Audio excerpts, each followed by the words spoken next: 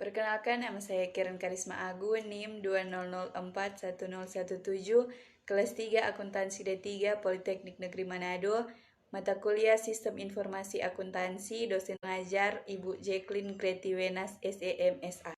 Nama saya Selina Injen Aprilia Terok, NIM 2004-1020, kelas 3 Akuntansi D3 Politeknik Negeri Manado.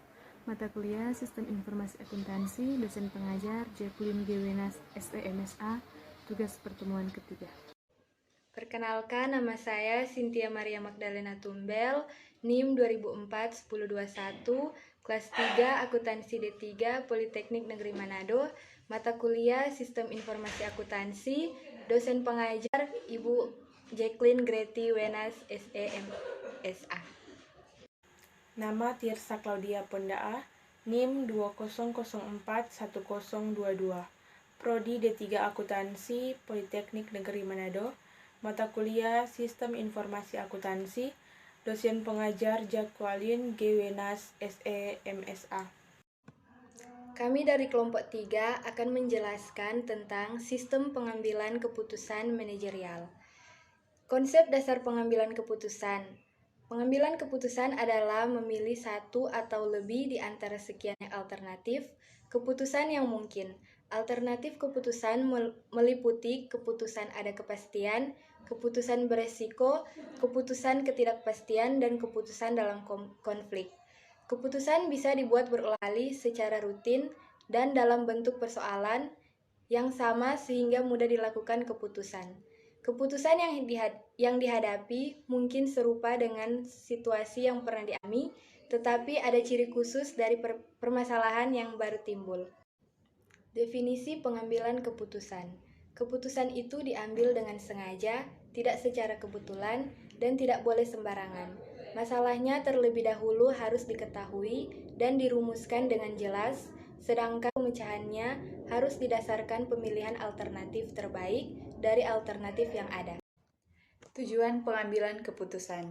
Kegiatan-kegiatan yang dilakukan dalam organisasi itu dimaksudkan untuk mencapai tujuan organisasinya, yang dimana diinginkan semua kegiatan itu dapat berjalan lancar dan tujuan dapat dicapai dengan mudah dan efisien. Namun kerap kali terjadi hambatan-hambatan dalam melaksanakan kegiatan. Ini merupakan masalah yang harus dipecahkan oleh pimpinan organisasi. Pengambilan keputusan dimaksudkan untuk memecahkan masalah tersebut. Dasar pengambilan keputusan. Yang pertama, pengambilan keputusan berdasarkan intuisi. Yang kedua, pengambilan keputusan rasional. Yang ketiga, pengambilan keputusan berdasarkan fakta. Yang keempat, pengambilan keputusan berdasarkan pengalaman. Dan yang terakhir, pengambilan keputusan berdasarkan wewenang.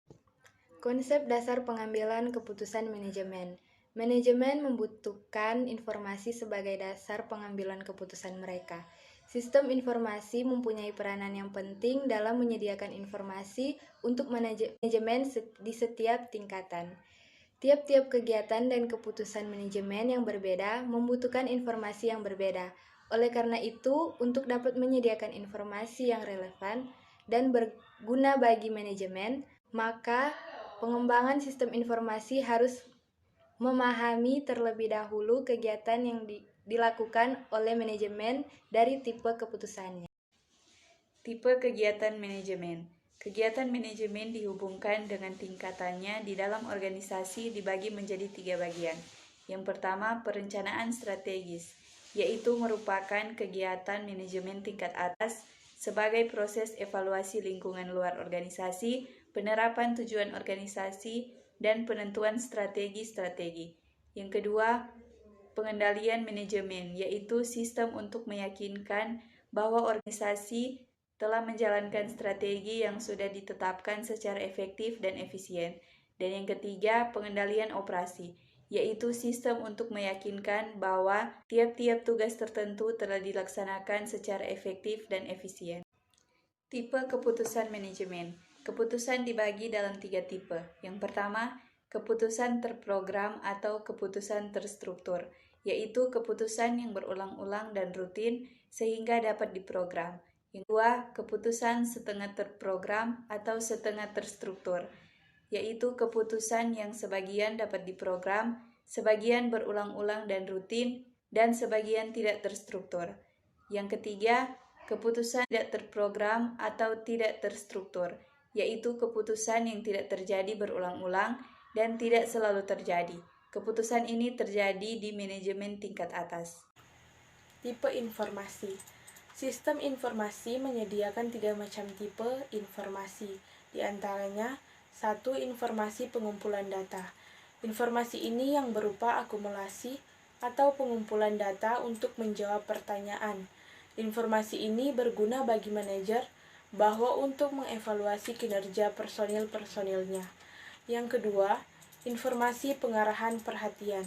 Informasi ini membantu manajemen memusatkan perhatian pada masalah-masalah yang menyimpang ketidakberesan. Yang ketiga, informasi pemecahan masalah. Informasi untuk membantu para manajer atas mengambil keputusan memecahkan permasalahan yang dihadapi. Karakteristik informasi. Kepadatan informasi untuk manajemen tingkat bawah. Karakteristik informasinya adalah terperinci atau detail dan kurang padat karena terutama digunakan untuk pengendalian operasi. Manajemen yang lebih tinggi tingkatnya mempunyai karakteristik sebagai berikut. Yang pertama, luas informasi. Manajemen bawah karakteristik ini adalah terfokus pada suatu masalah tertentu karena digunakan oleh manajer bawah yang mempunyai tugas yang khusus. Yang kedua, frekuensi informasi.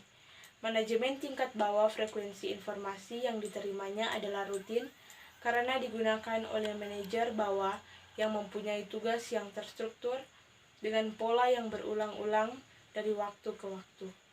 Yang ketiga, waktu informasi. Waktu informasi lebih ke masa depan berupa informasi prediksi karena digunakan untuk pengambilan keputusan strategik yang menyangkut nilai masa depan. Yang keempat, akses informasi. Level bawah membutuhkan informasi yang periodenya berulang-ulang sehingga dapat disediakan oleh bagian sistem informasi yang memberikan dalam bentuk laporan periodik. Dengan demikian, akses informasi tidak dapat dilakukan secara online, tetapi dapat secara offline. 5. Sumber informasi. Peran manajemen. Menurut Henry Mintzberg, peran interpersonal, peran hubungan personal dapat terdiri dari figur kepala atau figurehead. Manajer mewakili organisasi untuk kegiatan-kegiatan di luar organisasi. Pemimpin atau leader. Manajer mengkoordinasi, mengendalikan, memotivasi, dan mendukung bawahan-bawahannya. Penghubung atau liaison. Manajer menghubungkan personal-personal di semua tingkat manajemen. Tahap pengambilan keputusan. Simon 1960 memperkenalkan 4 aktivitas dalam proses pengambilan keputusan. 1. Intelligence, pengumpulan informasi untuk mengidentifikasi permasalahan. 2. Design, tahap perancangan solusi dalam bentuk alternatif-alternatif pemecahan masalah. 3. Coach, tahap pemilihan dari solusi dari alternatif-alternatif yang disediakan. 4. Implementation, tahap melaksanakan keputusan dan melaporkan hasilnya. Langkah-langkah pengambilan keputusan rasional. Yang pertama, mengidentifikasi masalah. Yang kedua, mengidentifikasi kriteria keputusan.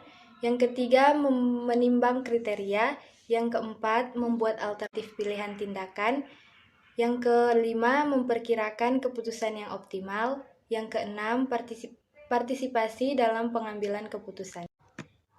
Keunggulan dan kelemahan dalam pengambilan keputusan partisipatif. Keunggulan, yang pertama, memberikan jumlah pengetahuan yang lebih besar, menawarkan pengetahuan dan fakta yang lebih banyak dalam rangka mengidentifikasi solusi potensial dan menghasilkan beberapa alternatif keputusan. Yang kedua, kelompok menerima risiko.